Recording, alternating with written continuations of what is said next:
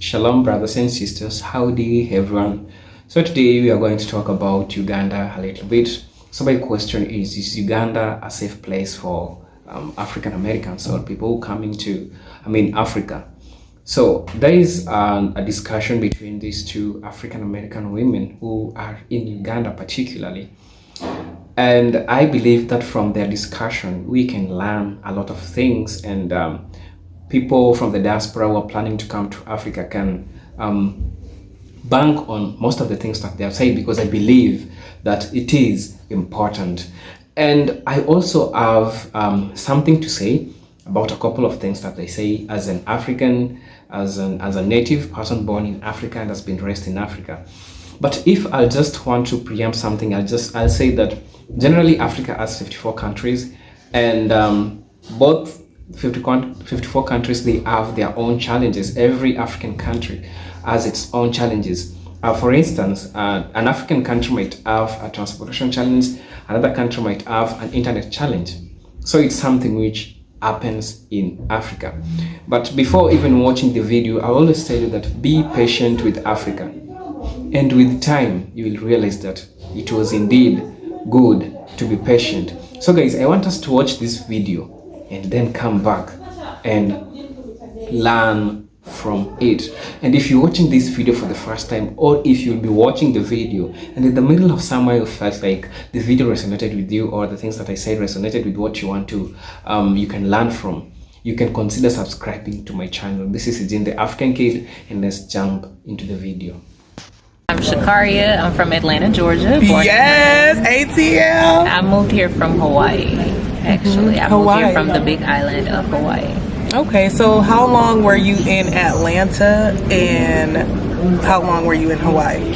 I was born and raised in Atlanta. I left when I was 17 for the Army.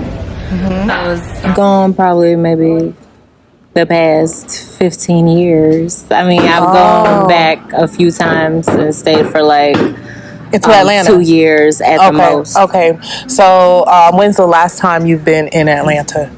5 years ago. Okay, and then you lived in Miami, in Hawaii. Hawaii for 5 years. For 5 years. So how long have you been in Kampala?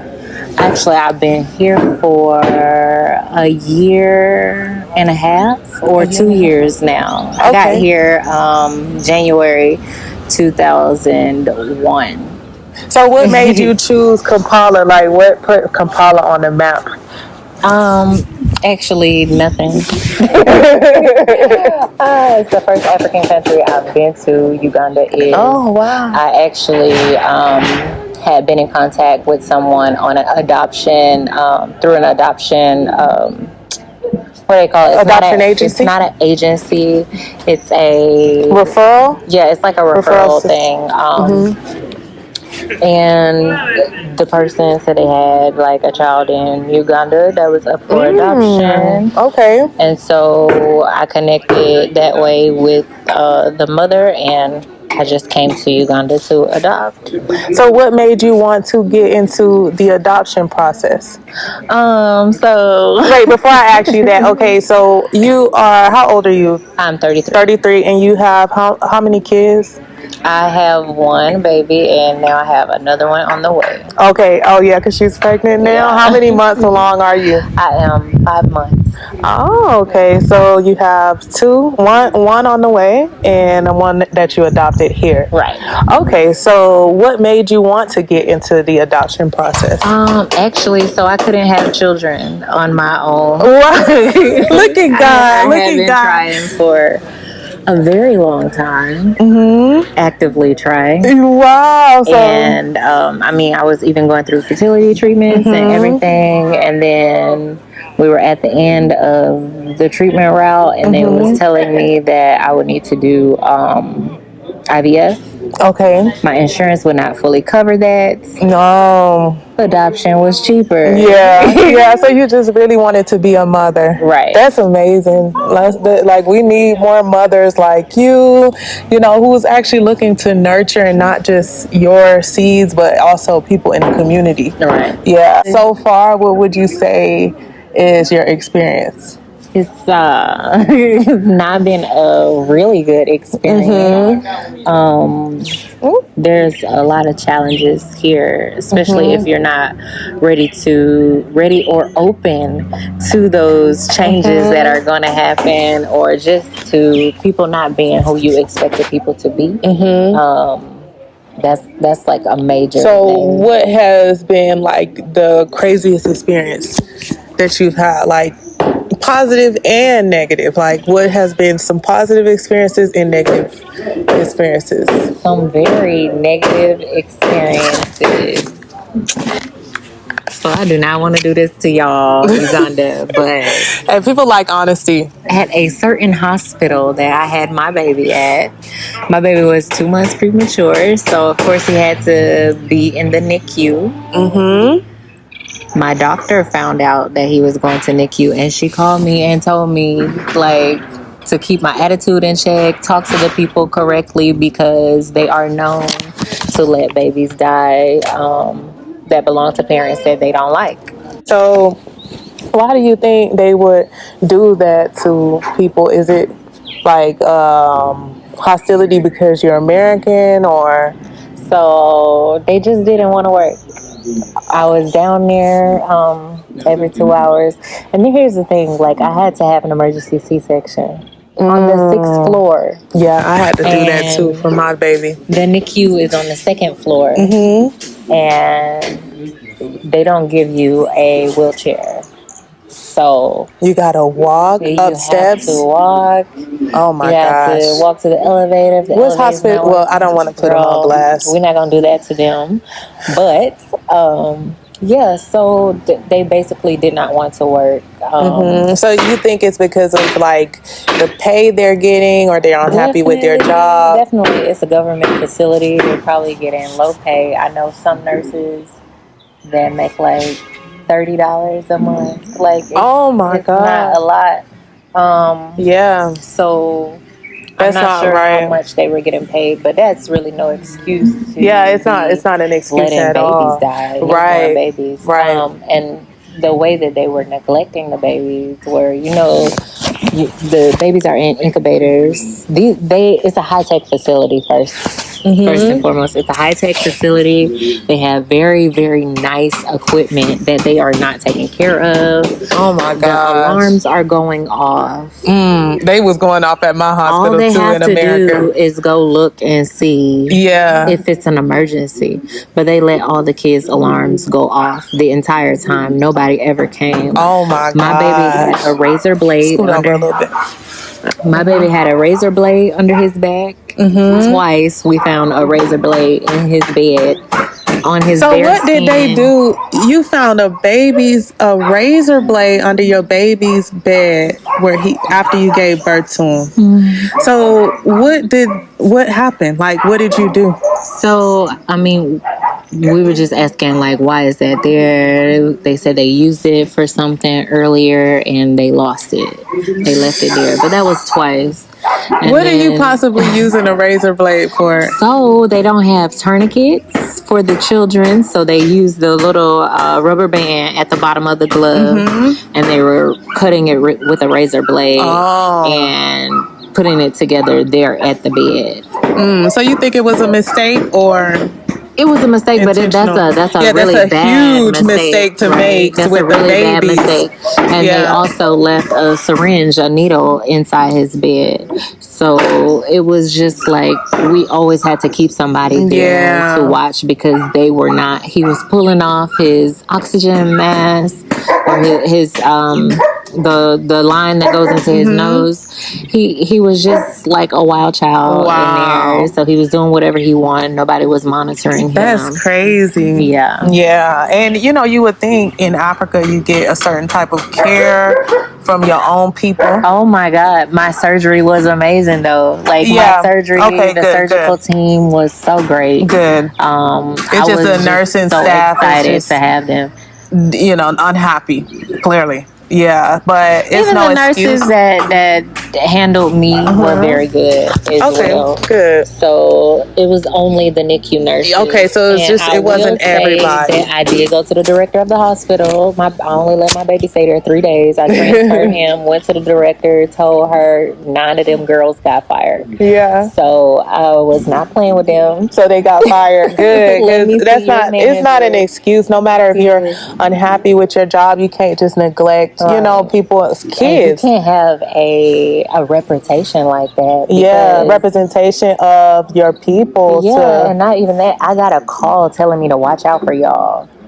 You know? yeah, they So like to do that in certain it parts. was like they had already been doing it and Yeah. nobody was stopping it. And if they would have went to the director, she was so surprised because she said before she was promoted director, that's what she ran, the NICU, and it was so special to her heart. So she was really upset about that. And so if people would just open their mouths when they encounter stuff like that, just because the standards are different in Africa don't mean you have that to you should accept it, right? Right. You know, like, it's definitely like Africa is not perfect, you know, it's not ideal to romanticize it because they do have problems here, but what I realize is when we speak up on these problems, you become like, you know, like a target. Yeah, you know, I public get enemy. death threats and all Yeah. type of stuff when I speak up on what I could see that would improve. You know, and it's like, oh, well, go back to America. And it's like, they're telling us to go back to Africa because that's where we from. So if I'm here, you know, there's some things that I love, but it's also some things that I see that could improve too. Yes. Experiences in your bag. So I like the fact that they have mobile money and that you can use it I love that. almost everywhere. And they even have ATMs where you can remove mobile money. Yeah. So I like that. ATMs. I didn't know they had. Yeah, certain banks allow you to remove mobile money. So being able to transfer my American money just by telephone, so easy. Yeah. Like I don't have to pay any fees. So I really like that. And I could just keep, instead of, you know, moving from America, like people think you have money. So you get your house broken into, people looking for cash. Yeah. And I As learned long not as they to don't get take my cash phone. out. Yeah, because you know that's what they're looking for, and if they see it, it's like, oh, they think she has a ton of cash. Because when I moved in here, I think the guy that was moving my bed in, he seen my laptop, he seen my valuables, and later that night, someone tried to break into my house, and the landlord just did an investigation, like, cause she was like, the door never looked like this. It was looking like someone's trying to break in. So our beautiful lady addressed some issues which I believe that they are important to anyone who is coming to Africa. So I'm going to, while I was watching the video, I jotted down some things and I'm going to address them. I'm going to talk about them, and also feel free to comment on the comment section telling me what you think about the situation, because we are here to help each other, and helping each other is our business.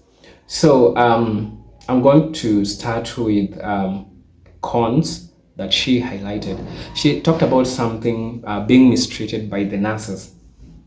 Yeah, this is something which it's not only in Africa, or it's not only in Uganda, but again, we don't allow people to treat people that way just because people feel like a person is new somewhere, or a person is a visitor, or a person have a little bit of difference in the way they see them. So the thing is this: there are underlying maybe personal issues that the nurses were having with the woman. There might have been personal issues, but the good thing is that she addressed that. It was not majorly the nurses, because she also said that she received good treatment in the hospital, and she gave birth peacefully. So having bad experience with these nurses, we have something to learn with. Always have a person that you trust, a local that you trust, when you feel like you might have issues with the nurses, or you have some differences in a place where there might be public service which you might want to be served, always go with the native until the time you will get well used to how to handle things, because you might be stranded.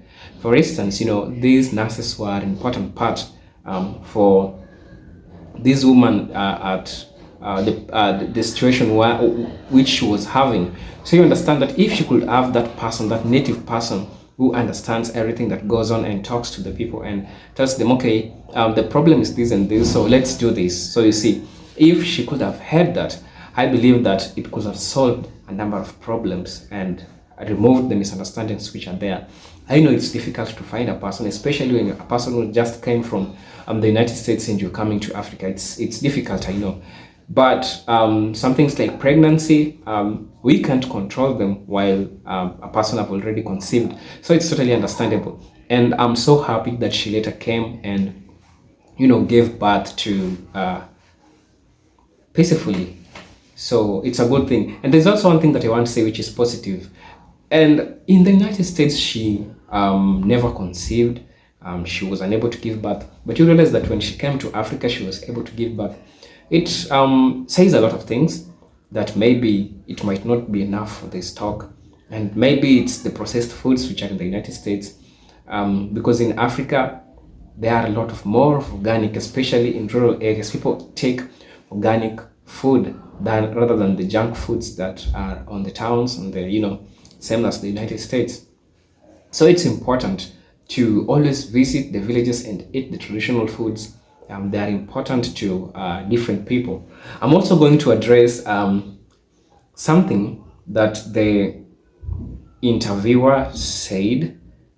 She's called Lala. She's an African American. She's also a content creator. She addressed something that there's a person who helped him with something. In the process, he saw laptop and some cash, and later on, she felt like the house was being broken to. Yes, there's one thing I'm going to tell you. Don't just allow anyone to enter into your house. You have to trust them, and when they're entering your house, let them be people who are professional. I mean, if it's an electrician, know their background very well. Know that this is an electrician and he has papers that shows that he's an electrician, so that he can practice professionalism. And what do I mean professionalism? It's only work that has brought them into the house. Well, if you're just welcoming everybody just because you feel like they can do something to you, then you might be inviting some things into your house which are not right. So I'll advise you to be so vigilant with this while trying to make people come to your house. So be so careful with people you interact with. But again, I'll also advise you that be so friendly with the locals, because it is the locals that can make your life so hard. At the same time, it is the local that can make your transition so smooth, and depending on how you interact with them. And as I'm always saying, be patient with Africa. Be patient with the country that you go.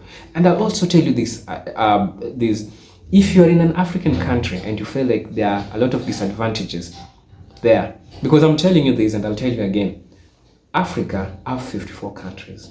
These 54 countries, different countries have their own challenges. So it is you to choose which challenge are you able to face and which challenge you cannot take.